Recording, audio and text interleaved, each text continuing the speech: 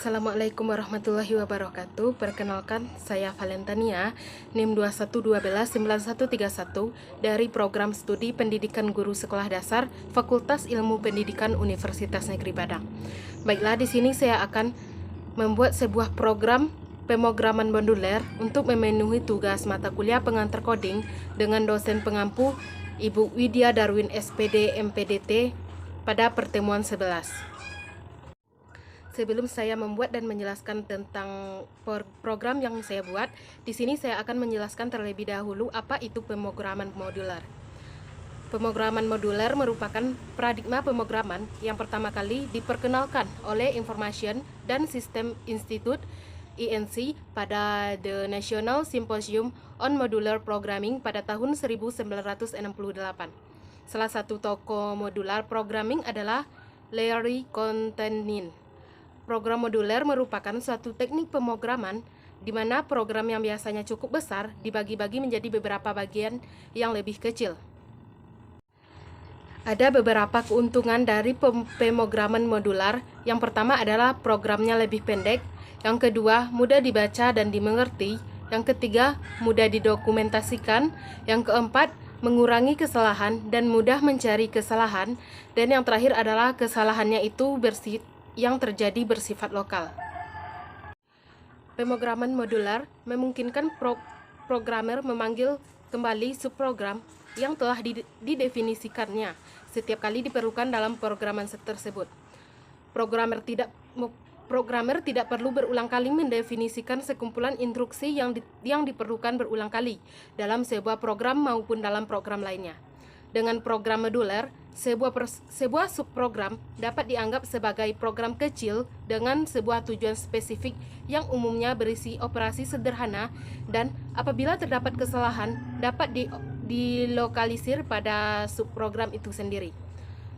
Subprogram tersebut kemudian disatukan oleh bagian program utama yang dapat memanggil subprogram tersebut sesuai kebutuhan dalam program. Baiklah, selanjutnya saya akan membuat sebuah program mengenai pemrograman modular. Pertama-tama kita menggunakan fungsi include stadio @h, yang mana fungsi ini dimulai dengan menggunakan tanda pagar include.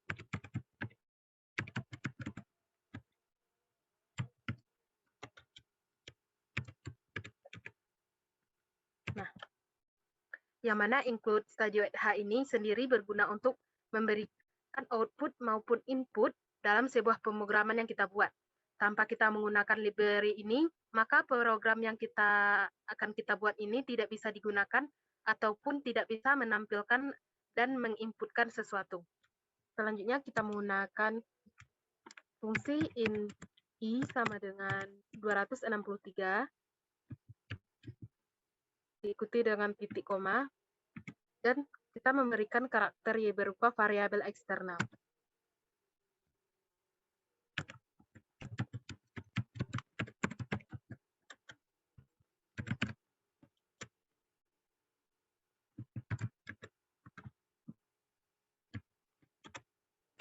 Diakhiri dengan tanda mirip. Nah, pada in i sama dengan 263 ini menyatakan bahwa nilai i itu merupakan variabel eksternal dan diberi nilai awal sama dengan 263. Selanjutnya kita menggunakan fungsi void tambah. Void tambah yang diikuti dengan tanda kurung ditambahkan dengan karakter void. Selanjutnya menggunakan fungsi main yang diikuti dengan tanda kurung, yang mana fungsi main ini merupakan suatu fungsi utama di dalam sebuah yang harus ada di setiap pemrograman bahasa C.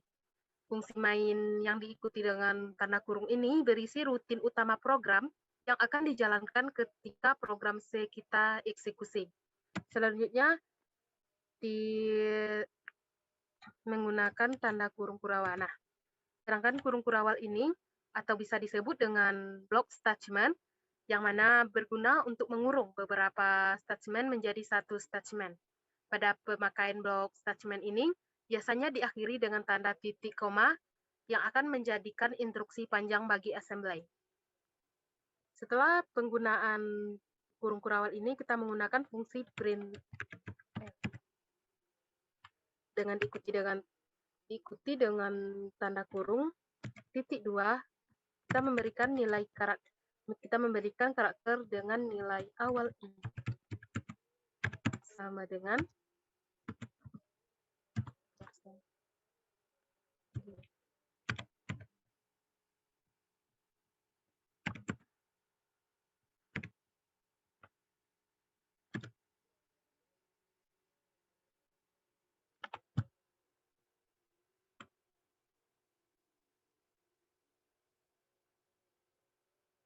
setelah ini kita tambahkan dengan tambah. Nah, sedangkan printf ini dengan pemberian karakter nilai awal i sama dengan persen d garis miring n, i ditutup dengan tanda kurung, diakhiri dengan titik koma. Nah, yang mana fungsi dari baris ke-8 ini menampilkan output ke layar komputer. Di sini saya menambahkan yaitu nilai awal i. Nah, selanjutnya setelah pemberian fungsi printf ini juga memberikan operator penugasan yaitu pengisian dan penambahan berikan nilai nomil 7 yang terlihat pada baris ke-9 i ditambah sama dengan ini, yaitu bisa dibaca dengan pengisian dan penambahan. Selanjutnya kita akan menggunakan fungsi printf ini lagi, tetapi diikuti dengan fungsi tambah yang diikuti dengan tanda kurung.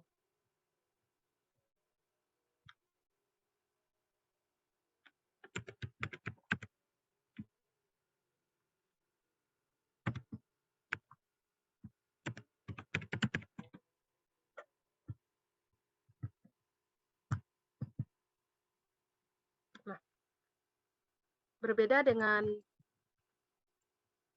nilai karakter yang diberikan di atas, di sini kita memberikan karakter yaitu nilai i ini.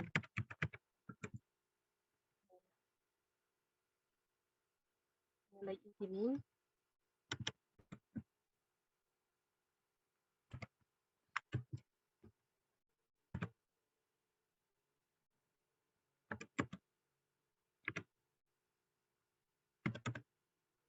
diikuti dengan fungsi tambah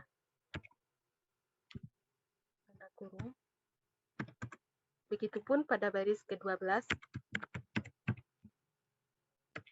menggunakan karakter i ini.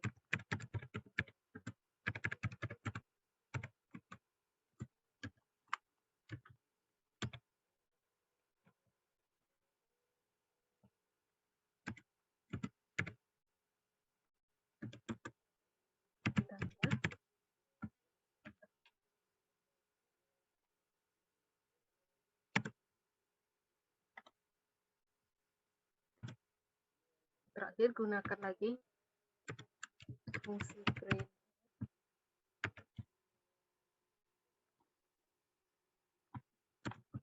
nilai i ini. Tapi di sini hanya cukup sampai di sini, tidak menggunakan fungsi tambah yang diikuti dengan tanda kurung lagi.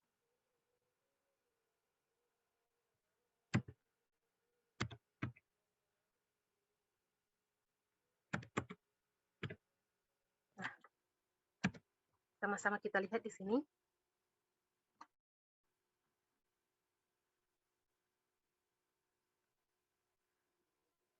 Pada pemakaian fungsi printf ini yang diikuti tanda kurung serta karakter yang dimaksudkan, yang berfungsi akan menampilkan output ke layar komputer. Yang terlihat di sini saya menggunakan karakter nilai awal i sama dengan persen d garis miring n, 1, i yang diakhiri dengan titik koma.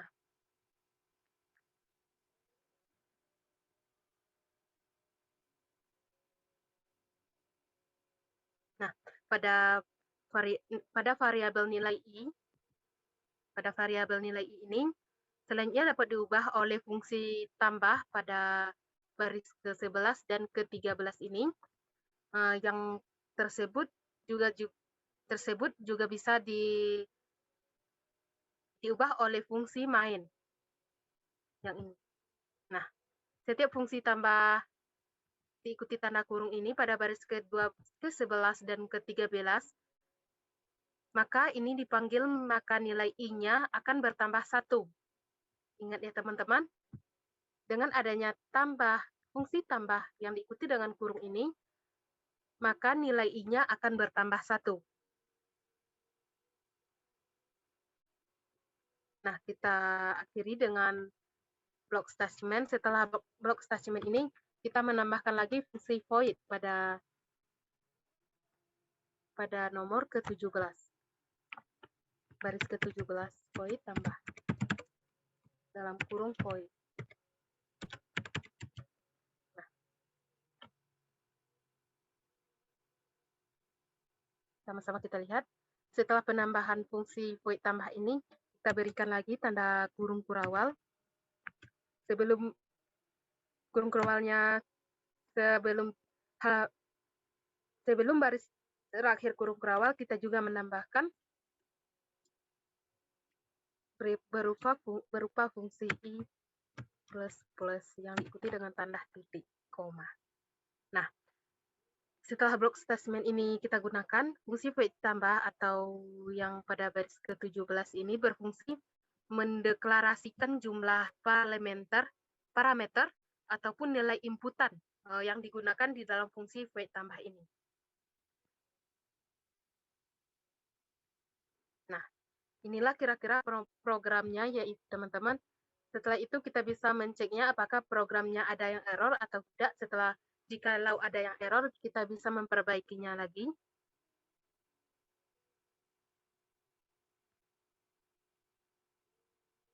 Nah, marilah kita lihat hasil outputnya. Nampaknya tidak ada yang error terhadap fungsi yang kita gunakan di sini. Nah, kan kita lihat sama-sama di sini. Adanya penambahan setiap satu nilai I, yaitu pada nilai awalnya yaitu 263, menjadi nilai I kininya 271, menjadi 271. Nilai awal I-nya adalah 263, terus nilai I kininya 270, bertambah 1 pada nilai I kini kedua, dan bertambah lagi 1 pada nilai I kini ketiga, menjadi 273. Dengan hasil ini, karena adanya menggunakan fungsi tambah, teman-teman. Fungsi tambah yang diikuti dengan tanda kurung ini. Itulah hasilnya kira-kira teman-teman.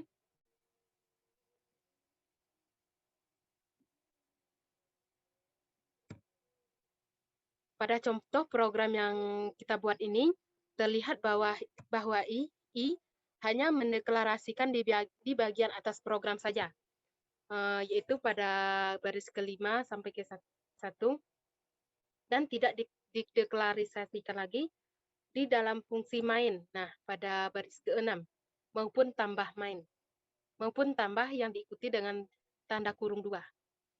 Oleh karena itu, I merupakan variabel global. Nah, ternyata dengan adanya itu, I ini termasuk ke dalam variabel global, maka dapat digunakan oleh kedua fungsi tertentu.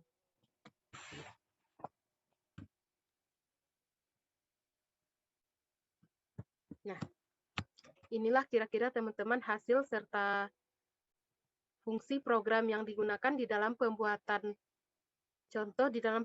program modularnya. Jikalau ada penyampaian saya yang kurang jelas atau paham, mohon maaf sebelumnya karena saya juga masih dalam belajar. Sekian penyampaian materi dan contoh dari pemrograman modular dari saya. Terima kasih. Assalamualaikum warahmatullahi wabarakatuh.